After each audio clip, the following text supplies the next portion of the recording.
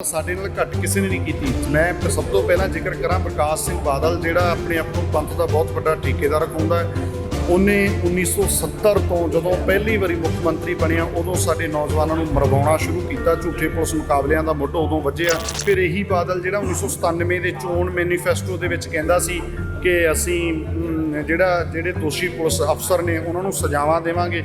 ਉਹਨਾਂ ਨੂੰ ਸਜ਼ਾਵਾਂ ਦੇਣ ਦੀ ਥਾਂ ਤੇ ਉਹਨਾਂ ਨੂੰ ਬਲਕਿ ਨਵਾਜਿਆ ਗਿਆ। ਸੁਮੇਧ ਸੈਣੀ ਵਰਗੇ ਉਹ ਗੁੰਡੇ ਬੰਦੇ ਜਿਹੜੇ ਸਾਡੇ ਨੌਜਵਾਨਾਂ ਦੇ ਪਿੱਠਿਆਂ 'ਚ ਡੰਡੇ ਦਿੰਦੇ ਰਹੇ ਆ, ਔਰ ਜਿਹੜੇ ਕਾਤਲ ਨੇ ਬੜੇ ਵੱਡੇ, ਉਹਨਾਂ ਨੂੰ DGP ਤੱਕ ਦੇ ਅਹੁਦੇ ਬਖਸ਼ੇ। ਔਰ ਉਹੀ ਬਦੌਲਤ ਹੈ ਕਿ 2015 ਦੇ ਵਿੱਚ ਮਹਾਰਾਜ ਦੀ ਬੇਅਦਬੀ ਹੋਈ। ਕਾਂਗਰਸ ਨੇ ਵੀ ਸਾਡੇ ਨਾਲ ਘੱਟ ਨਹੀਂ ਗੁਜ਼ਾਰੀ। BJP ਆਮ ਆਦਮੀ ਵਾਲੇ ਹੈ, ਇਹਨਾਂ ਨੇ ਸ਼ਰਮ ਲਾਤੀ। ਦੇਖੋ ਇਹਨਾਂ ਕੋਲੇ ਕੋਈ ਹੋਰ ਪਾਵਰ ਨਹੀਂ, ਇੰਨੀ ਕੁ ਪਾਵਰ ਇਹਨਾਂ ਕੋਲ ਹੈ ਕਿ ਉਹ ਭੁੱਲਰ ਸਾਹਿਬ ਨੂੰ ਰਿਹਾ ਕਰ ਸਕਦੇ, ਉਹ ਨਹੀਂ ਕਰ ਰਹੇ। ਸੋ ਸਾਰੇ ਬੇਈਮਾਨ ਨੇ। ਤੇ ਜਿਹੜੇ ਸਿੱਖ ਆਗੂ BJP ਨਾਲ ਸਾਂਝ ਬਣਾ ਰਹੇ ਹੈ ਉਹਨਾਂ ਨੂੰ ਵੀ ਮੈਂ ਬੇਨਤੀ ਕਰੂੰਗਾ ਵੀ ਤੁਸੀਂ ਉਹਨਾਂ ਤੇ ਦਬਾਅ ਤਾਂ ਪਾਓ ਮਾੜਾ ਮੋਟਾ। ਉੱਥੇ ਉੱਦਾਂ ਹੀ ਮੇਮਣੇ ਬਣੇ ਤੁਰੇ ਫਿਰਦੇ ਹੋ। ਪਰ ਮੌਜੂਦਾ ਸਮੇਂ ਦੇ ਵਿੱਚ ਉਹਨਾਂ ਨੌਜਵਾਨਾਂ ਦੀ ਗ੍ਰਿਫਤਾਰੀ ਹੋ ਜਾਂਦੀ ਹੈ। ਨਵੇਂ ਸਿੰਘ ਨੇ ਜਿਹੜੇ ਉਹ ਬੰਦੀ ਸਿੰਘ ਬਣਦੇ ਜਾ ਰਹੇ ਆ ਕਿ ਉਹਨਾਂ ਵਾਸਤੇ ਵੀ ਕੋਈ ਪੈਂਤੜਾ ਉਲੀਕਿਆ ਗਿਆ। ਪਰ ਜਿਹੜਾ ਬਾਦਲ ਦਲ ਦਾ ਸਿੱਖ ਸੈਨਾ ਨਾਲ ਗੱਠਜੋੜ ਹੈ, ਇਹ 'ਚ ਕੋਈ ਓਪਰੇ ਵਾਲੀ ਗੱਲ ਨਹੀਂ। ਜਿੰਨੇ ਇੱਥੇ ਪੰਜਾਬ ਦੇ ਵਿੱਚ ਸਿੱਖ ਵਿਰੋਧੀ ਡੇਰੇ ਪੈਦਾ ਹੋਏ ਨੇ, ਉਹ ਸਾਰੇ ਡੇਰੇਦਾਰਾਂ ਦੇ ਗਿੱਟਿਆਂ 'ਚ ਜਾ ਕੇ ਬਾਦਲ ਦਾ ਟੱਪਰ ਪੈਂਦਾ ਰਿਹਾ। ਸਾਰੀਆਂ ਜ਼ਿੰਮੇਵਾਰ ਸ਼ਖਸੀਅਤਾਂ ਦੇ ਨਾਲ ਰਾਬਤਾ ਬਣਾਇਆ ਜਾਊਗਾ। ਜਥੇਬੰਦੀਆਂ ਦੇ ਨਾਲ, ਹੋਰ ਸਿੱਖ ਜਥੇਬੰਦੀਆਂ ਵੀ ਨੇ, ਕਿਸਾਨ ਜਥੇਬੰਦੀਆਂ ਜਿਹੜੇ ਨਹੀਂ ਆ ਸਕੀਆਂ, ਤਾਂ ਜੋ ਇਹ ਬੰਦੀ ਸਿੰਘਾਂ ਦੀ ਰਿਹਾਈ ਦਾ ਜਿਹੜਾ ਮਸਲਾ ਹੈ ਪੂਰੇ ਵਿਸ਼ਵ ਪੱਧਰ ਦੇ ਉੱਤੇ ਵੱਡੇ ਪੱਧਰ ਤੇ ਲਿਜਾਇਆ ਜਾ ਸਕੇ। ਕਿਉਂਕਿ ਇਹ ਇਕੱਲੇ ਧਰਮ ਦਾ ਮਸਲਾ ਵੀ ਨਹੀਂ, ਇਹ ਮਨੁੱਖਤਾ ਦਾ ਮਸਲਾ ਹੈ।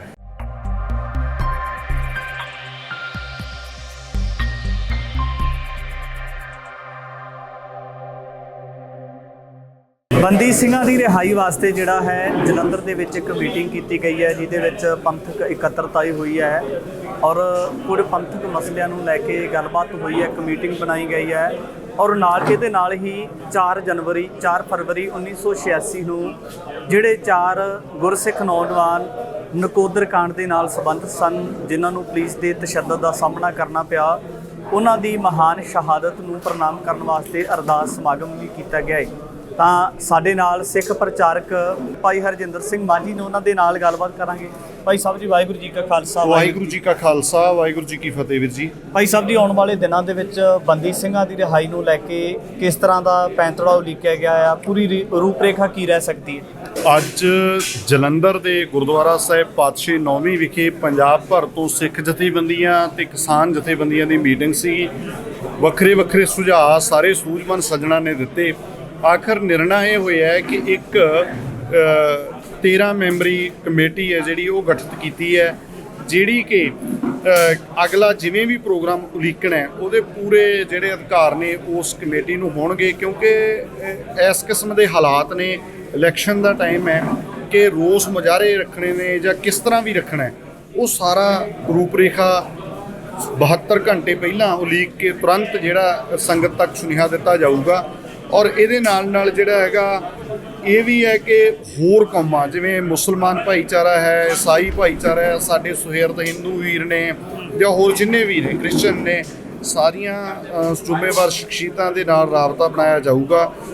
ਜਥੇਬੰਦੀਆਂ ਦੇ ਨਾਲ, ਹੋਰ ਸਿੱਖ ਜਥੇਬੰਦੀਆਂ ਵੀ ਨੇ, ਕਿਸਾਨ ਜਥੇਬੰਦੀਆਂ ਜਿਹੜੇ ਨਹੀਂ ਆ ਸਕੀਆਂ, ਤਾਂ ਜੋ ਇਹ ਬੰਦੀ ਸਿੰਘਾਂ ਦੀ ਰਿਹਾਈ ਦਾ ਜਿਹੜਾ ਮਸਲਾ ਹੈ ਪੂਰੇ ਵਿਸ਼ਵ ਪੱਧਰ ਦੇ ਉੱਤੇ ਵੱਡੇ ਪੱਧਰ ਤੇ ਲਿਜਾਇਆ ਜਾ ਸਕੇ। ਕਿਉਂਕਿ ਇਹ ਇਕੱਲੇ ਧਰਮ ਦਾ ਮਸਲਾ ਵੀ ਨਹੀਂ, ਇਹ ਮਨੁੱਖਤਾ ਦਾ ਮਸਲਾ ਹੈ। ਸੋ ਲੰਮਾ ਸਮੇਂ ਤੋਂ ਜਿਹੜੇ ਸਿੰਘ ਜੇਲ੍ਹਾਂ ਦੇ ਵਿੱਚ ਨੇ, ਉਹਨਾਂ ਦੀ ਰਿਹਾਈ ਦੇ ਲਈ ਅਸੀਂ ਸਾਰੇ ਇਕਮੁੱਠ ਹੋ ਕੇ ਲੜਾਈ ਲੜ ਸਕੀਏ। 6 ਫਰਵਰੀ ਨੂੰ ਗੁਰਦੁਆਰਾ ਅੰਬ ਸਾਹਿਬ ਮੋਹਾਲੀ ਦੇ ਵਿੱਚ ਵੀ ਇੱਕ ਪੰਥਕ ਇਕੱਤਰਤਾ ਬੁਲਾਈ ਗਈ ਹੈ, ਕਿ ਉਹ ਵੀ ਇਸੇ ਕੜੀ ਦਾ ਹਿੱਸਾ ਹੈ ਜਾਂ ਇਹੀ ਜਥੇਬੰਦੀਆਂ ਸਮਰਥਨ ਕਰਨਗੀਆਂ? ਬਿਲਕੁਲ ਜੀ, ਸਾਨੂੰ ਇਹਦੇ ਵਿੱਚ ਕੋਈ ਇੱਕ ਦੂਜੇ ਪ੍ਰਤੀ ਇਸ ਤਰ੍ਹਾਂ ਨਹੀਂ ਰੱਖਣਾ ਚਾਹੀਦਾ। ਜੇ ਉਹ 6 ਜਿਹੜੀ ਡੇਟ ਤੁਸੀਂ ਕਹਿ ਰਹੇ ਹੋ ਫਰਵਰੀ ਨੂੰ ਹੋ ਰਹੀ ਹੈ, ਉਹ ਵੀ ਸਾਡੇ ਭਰਾ ਨੇ, ਸਾਰੇ ਅਸੀਂ ਇਕਮੁੱਠ। ਮਤਲਬ ਮੈਂ ਤਾਂ ਨਿੱਜੀ ਤੌਰ ਤੇ ਵੀ ਉਹਨਾਂ ਨਾਲ ਗੱਲਬਾਤ ਕਰੂੰਗਾ ਕਿ ਆਪਾਂ ਇਹ ਸਾਰੇ ਜਿਹੜੇ ਸਮਾਗਮ ਨੇ ਸਾਨੂੰ ਇਕੱਠੇ ਤੌਰ ਤੇ ਉਲੀਕੀਏ। ਉਹ ਵੀ ਸਾਡੇ ਭਰਾ ਨੇ, ਕੋਈ ਐਸਾ ਮਤਲਬ ਛੋਟੀ ਗੱਲ ਤੇ ਸਾਨੂੰ ਨਹੀਂ ਝਗੜਨਾ ਚਾਹੀਦਾ ਆਪਸ ਦੇ ਵਿੱਚ। ਸੋ ਕਿੰਨਾ ਚੰਗਾ ਮੈਸੇਜ ਆਊਗਾ ਜੇ ਸਾਰੇ ਇਕਮੁੱਠਤਾ ਦੇ ਨਾਲ ਸਾਰਾ ਸੁਨੇਹਾ ਦੇਵਾਂਗੇ। ਕਿਉਂਕਿ ਬੰਦੀ ਸਿੰਘਾਂ ਦਾ ਜਿਹੜਾ ਮਸਲਾ ਹੈ ਇਹ ਹੁਣ ਸਿੱਧੇ ਤੌਰ ਤੇ ਇੱਕ ਤਾਂ BJP ਹੈ ਜਿਹੜੀ ਆਰਟੀਕਲ 72 ਦੇ ਤਹਿਤ ਸਾਰੇ ਬੰਦੀ ਸਿੰਘਾਂ ਨੂੰ ਵੀ ਰਿਹਾ ਕਰ ਸਕਦੀ ਆ, ਔਰ ਇਹ ਤੋਂ ਇਲਾਵਾ ਜਿਹੜਾ ਗੁਰਦੀਪ ਸਿੰਘ ਖੈੜਾ ਜੀ ਦਾ ਮਸਲਾ ਹੈ ਭਾਈ ਸਾਹਿਬ ਦਾ, ਉਹ ਕਰਨਾਟਕਾ ਸਰਕਾਰ ਨਾਲ ਸੰਬੰਧਿਤ ਹੈ, ਉੱਥੇ ਬੀਜੇਪੀ ਦੀ ਸਰਕਾਰ ਹੈ, ਤਾਂ ਫਿਰ ਉਹਨਾਂ ਨੂੰ ਵੀ ਜਿਹੜਾ ਕਰਨਾ ਚਾਹੀਦਾ, ਉਹਦੀ ਰਿਹਾਈ ਕਰਨੀ ਚਾਹੀਦੀ ਹੈ। ਤੇ ਦੂਜਾ ਜਿਹੜਾ ਜਿੱਥੋਂ ਤੱਕ ਕੇਜਰੀਵਾਲ ਸਰਕਾਰ ਦਾ ਮਸਲਾ ਹੈ, ਇਹ ਪ੍ਰੋਫੈਸਰ ਦਵਿੰਦਰਪਾਲ ਸਿੰਘ ਭੁੱਲਰ ਦੀ ਰਿਹਾਈ ਜਿਹੜੀ ਕਿ ਸੈਂਟੈਂਸ ਰਿਵਿਊ ਬੋਰਡ ਕੋਲ ਪਈ ਹੈ ਫਾਈਲ, ਔਰ ਇਹਦੇ ਨਾਲ ਜਿਹੜਾ ਭਾਈ ਜਗਤਾਰ ਸਿੰਘ ਹਵਾਰਾ ਦੀ ਜਿਹੜੀ ਜੇਲ੍ਹ ਟਰਾਂਸਫਰ ਹੋਣੀ ਹੈ ਪੰਜਾਬ ਦੇ ਵਿੱਚ, ਇਹ ਕੇਜਰੀਵਾਲ ਨਾਲ ਸੰਬੰਧਿਤ ਹੈ। ਸੋ ਸੰਬੰਧਿਤ ਜਿਹੜੀਆਂ ਵੀ ਧਿਰਾਂ ਇਹਦੇ ਵਿੱਚ ਕੁਝ ਕਰ ਸਕਦੀਆਂ ਨੇ, ਉਹਨਾਂ ਤੱਕ ਅਪਰੋਚ ਕਰਨ ਦਾ ਯਤਨ ਕੀਤਾ ਜਾਊਗਾ। ਉਹਨਾਂ ਨਾਲ ਬੈਠ ਕੇ ਵੀ ਗੱਲਬਾਤ ਹੋ ਸਕੇ, ਜਾਂ ਘਰਾਓ ਕਿਸ ਰੂਪ ਵਿੱਚ ਕਰਨਾ ਹੈ, ਉਹ ਸਾਰਾ ਮਿਲ ਕੇ ਫੈਸਲਾ ਲਿਆ ਜਾਵੇ। ਕਿਹੜੀ ਸਰਕਾਰ ਦੇ ਨੁਮਾਇੰਦਿਆਂ ਨੂੰ ਘੇਰਿਆ ਜਾ ਸਕਦਾ ਹੈ, ਉਹਨਾਂ ਨੂੰ ਬੰਦੀ ਸਿੰਘਾਂ ਨੂੰ ਲੈ ਕੇ, ਰਿਹਾਈ ਨੂੰ ਲੈ ਕੇ ਸਵਾਲ ਕੀਤੇ ਜਾ ਸਕਦੇ ਆ? ਦੇਖੋ, ਇਹਦੇ ਵਿੱਚ ਵੈਸੇ ਤਾਂ ਸਾਡੇ ਨਾਲ ਘੱਟ ਕਿਸੇ ਨੇ ਨਹੀਂ ਕੀਤੀ। ਮੈਂ ਸਭ ਤੋਂ ਪਹਿਲਾਂ ਜ਼ਿਕਰ ਕਰਾਂ ਪ੍ਰਕਾਸ਼ ਸਿੰਘ ਬਾਦਲ, ਜਿਹੜਾ ਆਪਣੇ ਆਪ ਨੂੰ ਪੰਥ ਦਾ ਬਹੁਤ ਵੱਡਾ ਠੇਕੇਦਾਰ ਅਖਾਉਂਦਾ ਹੈ। ਉਹਨੇ 1970 ਤੋਂ ਜਦੋਂ ਪਹਿਲੀ ਵਾਰੀ ਮੁੱਖ ਮੰਤਰੀ ਬਣਿਆ, ਉਦੋਂ ਸਾਡੇ ਨੌਜਵਾਨਾਂ ਨੂੰ ਮਰਵਾਉਣਾ ਸ਼ੁਰੂ ਕੀਤਾ। ਝੂਠੇ ਪੁਲਿਸ ਮੁਕਾਬਲਿਆਂ ਦਾ ਮੁੱਢ ਉਦੋਂ ਵੱਜਿਆ ਜਦੋਂ 82 ਸਾਲਾ ਬਾਬਾ ਬੂਝਾ ਸਿੰਘ, ਸਭ ਤੋਂ ਵੱਡੀ ਉਮਰ ਦਾ, ਉਹਨੇ ਮਰਵਾਇਆ ਸੀਗਾ। ਇੱਥੋਂ ਆਪਣਾ ਚੁੱਕਿਆ ਸੀ ਫਲੌਰ ਦੇ ਨੇੜੇ ਪਿੰਡ ਨਗਰ ਤੋਂ ਚੁੱਕ ਕੇ ਉਹਨੂੰ ਲੈ ਕੇ ਗਏ। 24 ਜੁਲਾਈ 1970 ਨੂੰ ਬੰਗੇ ਸਟੇਸ਼ਨ ਵਿੱਚ ਲਿਆ ਕੇ ਉਹਨੂੰ ਮਾਰ ਦਿੱਤਾ, ਜਿਹੜਾ ਮਾਨਯੋਗ ਜਸਟਿਸ ਤਾਰਕੁੰਡੇ ਦੀ ਰਿਪੋਰਟ ਮੁਤਾਬਕ ਝੂਠਾ ਪੁਲਿਸ ਮੁਕਾਬਲਾ ਸੀ। ਔਰ ਇਹਦੇ ਨਾਲ ਸਭ ਤੋਂ ਛੋਟੀ ਉਮਰ ਦਾ ਰਾਮਕਰਨ ਸਿੰਘ ਸੀਗਾ, 18 ਸਾਲਾ 12ਵੀਂ ਜਮਾਤ ਦਾ ਵਿਦਿਆਰਥੀ ਸੀ। ਮਤਲਬ ਦਰਜਨਾਂ ਝੂਠੇ ਪੁਲਿਸ ਮੁਕਾਬਲੇ ਕੀਤੇ। ਫਿਰ ਇਹੀ ਬਾਦਲ ਜਿਹੜਾ 1997 ਦੇ ਚੋਣ ਮੈਨੀਫੈਸਟੋ ਦੇ ਵਿੱਚ ਕਹਿੰਦਾ ਸੀ ਕਿ ਅਸੀਂ ਜਿਹੜੇ ਦੋਸ਼ੀ ਪੁਲਿਸ ਅਫਸਰ ਨੇ ਉਹਨਾਂ ਨੂੰ ਸਜ਼ਾਵਾਂ ਦੇਵਾਂਗੇ, ਉਹਨਾਂ ਨੂੰ ਸਜ਼ਾਵਾਂ ਦੇਣ ਦੀ ਥਾਂ ਤੇ ਉਹਨਾਂ ਨੂੰ ਬਲਕਿ ਨਵਾਜਿਆ ਗਿਆ। ਸੁਮੇਧ ਸੈਣੀ ਵਰਗੇ ਉਹ ਗੁੰਡੇ ਬੰਦੇ ਜਿਹੜੇ ਸਾਡੇ ਨੌਜਵਾਨਾਂ ਦੇ ਪਿੱਠਿਆਂ 'ਚ ਡੰਡੇ ਦਿੰਦੇ ਰਹੇ ਆ, ਔਰ ਜਿਹੜੇ ਕਾਤਲ ਨੇ ਬੜੇ ਵੱਡੇ, ਉਹਨਾਂ ਨੂੰ ਡੀਜੀਪੀ ਤੱਕ ਦੇ ਅਹੁਦੇ ਬਖਸ਼ੇ। ਔਰ ਉਹੀ ਬਦੌਲਤ ਹੈ ਕਿ 2015 ਦੇ ਵਿੱਚ ਮਹਾਰਾਜ ਦੀ ਬੇਅਦਬੀ ਹੋਈ। ਬੇਅਦਬੀ ਨਾਲ ਇਨਸਾਫ ਮੰਗਣ ਵਾਲਿਆਂ ਤੇ ਡਾਂਗਾਂ ਤੇ 2 ਸਾਡੇ ਸ਼ਹੀਦ ਕਰਤੇ ਉੱਥੇ। ਸੋ ਪ੍ਰਕਾਸ਼ ਸਿੰਘ ਬਾਦਲ ਬੜਾ ਵੱਡਾ ਗਦਾਰ ਹੈ। ਕਾਂਗਰਸ ਨੇ ਵੀ ਸਾਡੇ ਨਾਲ ਘੱਟ ਨਹੀਂ ਗੁਜ਼ਾਰੀ, ਬੀਜੇਪੀ, ਆਮ ਆਦਮੀ ਵਾਲੇ ਹੈ, ਇਹਨਾਂ ਨੇ ਸ਼ਰਮ ਲਾਤੀ। ਦੇਖੋ, ਇਹਨਾਂ ਕੋਲੇ ਕੋਈ ਹੋਰ ਪਾਵਰ ਨਹੀਂ, ਇੰਨੀ ਕੁ ਪਾਵਰ ਇਹਨਾਂ ਕੋਲ ਹੈ ਕਿ ਉਹ ਭੁੱਲਰ ਸਾਹਿਬ ਨੂੰ ਰਿਹਾ ਕਰ ਸਕਦੇ, ਉਹ ਨਹੀਂ ਕਰ ਰਹੇ। ਸੋ ਸਾਰੇ ਬੇਈਮਾਨ ਨੇ। ਪਰ ਜਿੱਥੋਂ ਤੱਕ ਘਰਾਓ ਦਾ ਮਸਲਾ ਹੈ, ਉਹ ਅਜੇ ਸਿੱਧੇ ਰੂਪ ਦੇ ਵਿੱਚ ਪ੍ਰਮੁੱਖ ਤੌਰ ਤੇ ਬੀਜੇਪੀ ਹੈ, ਉਹਦੇ ਨਾਲ ਆਮ ਆਦਮੀ ਪਾਰਟੀ ਹੈ ਜਿਹੜੀ, ਕਿਉਂਕਿ ਉਹ ਹੁਣ ਸਿੱਧਾ ਇਹਨਾਂ ਦੇ ਹੱਥ ਨੇ ਮਸਲੇ, ਇਹ ਹੱਲ ਕਰ ਸਕਦੇ ਜੀ। ਦਿੱਲੀ ਕਮੇਟੀ ਦੇ ਪ੍ਰਧਾਨ ਰਹੇ ਨੇ ਮਨਜਿੰਦਰ ਸਿੰਘ ਸਿਰਸਾ, ਉਹਨਾਂ ਦੇ ਨਾਲ ਵਾਰਤਾਲਾਪ ਹੁੰਦਾ। ਉਹ ਕਹਿੰਦੇ ਨੇ ਕਿ ਮੈਂ ਸਿੱਖਾਂ ਦੇ ਮਸਲੇ ਹੱਲ ਕਰਵਾਉਣ ਵਾਸਤੇ ਬੀਜੇਪੀ ਜੁਆਇਨ ਕੀਤੀ ਹੈ। ਸਿੱਖਾਂ ਦੇ ਮਸਲਿਆਂ ਨੂੰ ਲੈ ਕੇ ਪੀਐਮ ਮੋਦੀ ਬਹੁਤ ਸੁਹਿਰਦ ਨੇ। ਜੇ ਸੁਹਿਰਦ ਨੇ ਤਾਂ ਬੀਜੇਪੀ ਦੇ ਉੱਪਰ ਜਾਂ ਮਨਜਿੰਦਰ ਸਿਰਸਾ ਦੇ ਉੱਪਰ ਸਵਾਲੀਆ ਚਿੰਨ੍ਹ ਲੱਗਦੇ ਨੇ ਕਿ ਸਾਨੂੰ ਇਸ ਤਰ੍ਹਾਂ ਦੇ ਨਾਲ ਵਾਰ-ਵਾਰ ਪ੍ਰੈਸ ਵਾਰਤਾਲਾਪ ਕਰਨੇ ਪੈਂਦੇ ਆ, ਪੰਥਕ ਇਕੱਤਰਤਾਈਆਂ ਬੁਲਾਉਣੀਆਂ ਪੈਂਦੀਆਂ, ਤਾਂ ਫਿਰ ਸੁਹਿਰਦਗੀ ਦੇ ਨਾਲ ਕਿਉਂ ਹੱਲ ਕੀਤਾ ਨਹੀਂ ਜਾ ਰਿਹਾ? ਤੇ ਦੇਖੋ ਜੀ, ਮੈਂ ਇਹ ਵੀ ਕਹਿਣਾ ਚਾਹੁੰਦਾ ਕਿ ਅਸੀਂ ਕੋਈ ਇਹ ਭੀਖ ਨਹੀਂ ਮੰਗ ਰਹੇ ਮੋਦੀ ਗੌਰਮੈਂਟ ਤੋਂ। ਅਸੀਂ ਇਹ ਯਾਦ ਕਰਵਾ ਰਹੇ ਹਾਂ। ਮਨਜਿੰਦਰ ਸਿੰਘ ਸਿਰਸੇ ਨੂੰ ਵੀ ਯਾਦ ਰੱਖਣਾ ਚਾਹੀਦਾ, ਜੇ ਉਹ ਕਹਿੰਦੇ ਨੇ ਵੀ ਹੱਲ ਕਰਾਉਣ ਗਏ ਆ, ਤੇ ਫਿਰ ਇਹ ਗੱਲ ਕਰਨ ਉੱਥੇ ਠੋਕ ਕੇ ਵੀ ਤੁਸੀਂ ਦੇਖੋ, ਗੁਰੂ ਗ੍ਰੰਥ ਸਾਹਿਬ ਗੁਰੂ ਨਾਨਕ ਸਾਹਿਬ ਸੱਚੇ ਪਾਤਸ਼ਾਹ ਦੇ 550 ਸਾਲਾ ਪ੍ਰਕਾਸ਼ ਪੁਰਬ ਦੇ ਵਕਤ ਆਪ ਕੇਂਦਰ ਸਰਕਾਰ ਨੇ ਅਨਾਉਂਸਮੈਂਟ ਕੀਤੀ ਹੈ। ਕੋਈ ਅਸੀਂ ਤਾਂ ਨਹੀਂ ਕਿਹਾ ਸੀ ਉਹਨਾਂ ਨੂੰ ਵੀ 550 ਸਾਲੇ ਤੇ ਸਾਨੂੰ ਇਵੇਂ ਦਾ ਕੁਝ ਕਰੋ। ਉਹਨਾਂ ਨੇ ਆਪਣੇ ਆਪ ਹੀ ਕੀਤਾ ਹੈ ਕਿ ਅਸੀਂ ਬੰਦੀ ਸਿੰਘਾਂ ਨੂੰ ਰਿਹਾ ਕਰਾਂਗੇ। ਸੋ ਉਹਨਾਂ ਨੇ ਨੋਟੀਫਿਕੇਸ਼ਨ ਭੇਜਿਆ।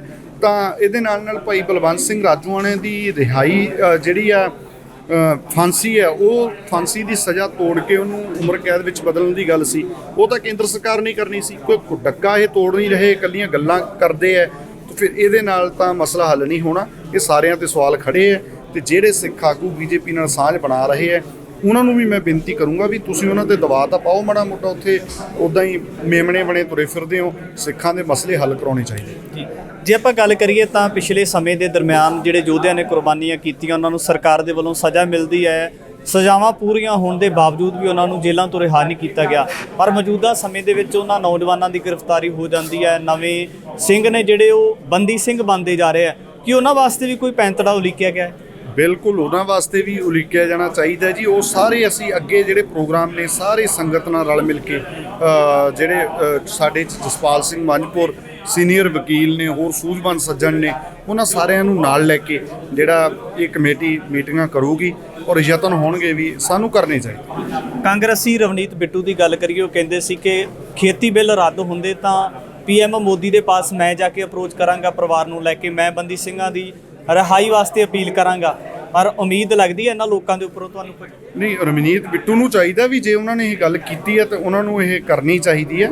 ਇਹਦੇ ਤੇ ਕੰਮ ਉਹਨਾਂ ਨੂੰ ਕਰਨਾ ਚਾਹੀਦਾ ਸੀਗਾ, ਪਰ ਉਹਨਾਂ ਨੇ ਨਹੀਂ ਕੀਤਾ। ਉਹਨਾਂ ਦੀ ਬੇਈਮਾਨੀ ਹੈ। ਇਹ ਤਾਂ ਪੰਜਾਬ ਦੀ ਸੰਗਤ ਨੂੰ, ਜਨਤਾ ਨੂੰ ਚਾਹੀਦਾ ਕਿ ਉਹ ਸੁਚੇਤ ਰਹਿਣ ਤੇ ਜਿਹੜੇ ਇਸ ਤਰ੍ਹਾਂ ਦੀਆਂ ਇਕੱਲੀਆਂ ਲੱਛੇਦਾਰ ਗੱਲਾਂ ਕਰਦੇ ਆ, ਪ੍ਰੈਕਟੀਕਲੀ ਕੰਮ ਨਹੀਂ ਕਰਦੇ, ਉਹਨਾਂ ਸਾਰਿਆਂ ਤੋਂ ਸਵਾਲ ਪੁੱਛੇ ਜਾਣ। ਸਿੱਖ ਜਥੇਬੰਦੀਆਂ ਦੇ ਨਾਲ ਬਾਦਲ ਦਲ ਦੇ ਬਹੁਤ ਵੱਡੇ ਵਖਰੇਵੇਂ ਨੇ, ਪਰ ਦੂਜੇ ਪਾਸੇ ਦੇਖੀਏ ਤਾਂ ਚੋਣਾਂ ਦਾ ਸਮਾਂ ਨਜ਼ਦੀਕ ਹੋਣ ਕਾਰਨ ਸ਼ਿਵ ਸੈਨਾ ਹਿੰਦੁਸਤਾਨ ਦੇ ਨਾਲ ਬਾਦਲਾਂ ਦਾ ਗੱਠਜੋੜ ਹੋ ਜਾਂਦਾ ਹੈ। ਜਿਹੜੇ ਸ਼ਿਵ ਸੈਨਾ ਲਗਾਤਾਰ ਅੱਜ ਨਕੋਦਰ ਸਾਕੇ ਦੀ ਗੱਲ ਚੱਲਦੀ ਹੈ, 4 ਸਿੰਘਾਂ ਦੀ, ਤਾਂ ਉਹ ਵੀ ਵਿਰੋਧ ਦੇ ਵਿੱਚ ਆਏ ਸੀ, ਸਿੱਖਾਂ ਦੇ ਵਿਰੋਧ ਦੇ ਵਿੱਚ ਨਿੱਤਰਦੇ ਰਹੇ ਨੇ ਸਮੇਂ-ਸਮੇਂ ਅਨੁਸਾਰ।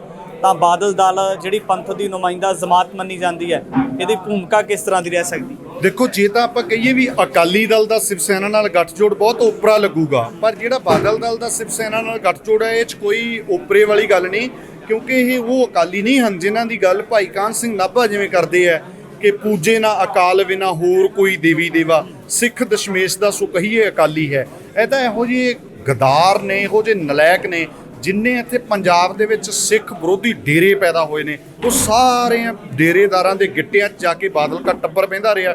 ਤੋ ਭਾਵੇਂ ਉਹ ਸੌਦਾ ਸਾਧ ਸੀ, ਜਿਵੇਂ ਉਹਦੀ ਇਹਨਾਂ ਨੇ ਪੁਸਤ ਪਨਾਹੀ ਕੀਤੀ, ਖੁਦ ਮੈਂ ਗਵਾਹ ਇਸ ਗੱਲ ਦਾ ਕਿ ਉਹਨਾਂ ਇਲਾਕਿਆਂ 'ਚ ਕਿਵੇਂ ਸੌਦਾ ਸਾਧ ਦੀ ਫਿਲਮ ਨੂੰ ਜਿਹੜੇ ਸਿਕਿਉਰਿਟੀ ਦਿੱਤੀ ਗਈ, ਤੇ ਮੇਰੇ ਵਰਗੇ ਪ੍ਰਚਾਰਕ ਜਿਹੜੇ ਦੀਵਾਨ ਲਾਉਣ ਜਾਂਦੇ ਸੀ ਉਹਨਾਂ ਨੂੰ ਧਮਕੀਆਂ ਦਵਾਈਆਂ ਗਈਆਂ ਪ੍ਰਸ਼ਾਸਨ ਵੱਲੋਂ। ਔਨ ਰਿਕਾਰਡ ਹੈ ਸਾਰਾ ਕੁਝ। ਜਿਹੜੇ ਸ਼ਾਂਤਮਈ ਬੈਠ ਕੇ ਗੁਰਬਾਣੀ ਪੜ੍ਹ ਕੇ ਇਨਸਾਫ ਮੰਗਦੇ ਸੀ ਬੇਅਦਬੀ ਦਾ, ਉਹਨਾਂ ਤੇ ਇਰਾਦਾ ਕਤਲ ਦੇ ਪਰਚੇ ਪਾ ਦਿੱਤੇ ਗਏ। ਤੋ ਇਹ ਬਾਦਲ ਜਿਹੜਾ ਇਹ ਤਾਂ ਇੰਨੇ ਗਰਕੇ ਹੋਏ ਹੈ, ਕਿਸੇ ਵੀ ਥਾਂ ਤੇ ਡਿੱਗ ਸਕਦੇ ਹੈ। ਸਿੱਖ ਪ੍ਰਚਾਰਕ ਭਾਈ ਹਰਜਿੰਦਰ ਸਿੰਘ ਮਾਝੀ ਦੇ ਨਾਲ ਗੱਲਬਾਤ ਕੀਤੀ। ਉਹਨਾਂ ਨੇ ਦੱਸਿਆ ਕਿ 13 ਮੈਂਬਰੀ ਕਮੇਟੀ ਬਣਾਈ ਗਈ ਹੈ। ਬੰਦੀ ਸਿੰਘਾਂ ਦੀ ਰਿਹਾਈ ਨੂੰ ਲੈ ਕੇ ਜੋ ਵੀ ਫੈਸਲਾ ਹੋਏਗਾ ਬੜੀ ਸੁਹਿਰਦਗੀ ਦੇ ਨਾਲ ਉਲੀਕਿਆ ਜਾਵੇਗਾ। ਕਿਹੜੇ ਲੀਡਰ ਦਾ ਕਿਹੜੇ ਸਮੇਂ ਘਿਰਾਓ ਕਰਨਾ ਹੈ, 72 ਘੰਟੇ ਪਹਿਲਾਂ ਜਿਹੜਾ ਹੈ ਉਹ ਸਿੱਖ ਸੰਗਤ ਨੂੰ, ਪੰਜਾਬ ਦੇ ਲੋਕਾਂ ਨੂੰ ਦੱਸਿਆ ਜਾਵੇਗਾ। ਆਉਣ ਵਾਲੇ ਸਮੇਂ ਦੇ ਵਿੱਚ ਇਸ ਤਰ੍ਹਾਂ ਦੀਆਂ ਤਮਾਮ ਸ਼ਖਸੀਅਤਾਂ ਨੂੰ ਲੈ ਕੇ ਹਾਜ਼ਰ ਹੋਵਾਂਗਾ। ਧੰਨਵਾਦ। ਵਾਹਿਗੁਰੂ ਜੀ ਕਾ ਖਾਲਸਾ, ਵਾਹਿਗੁਰੂ ਜੀ ਕੀ ਫਤਿਹ।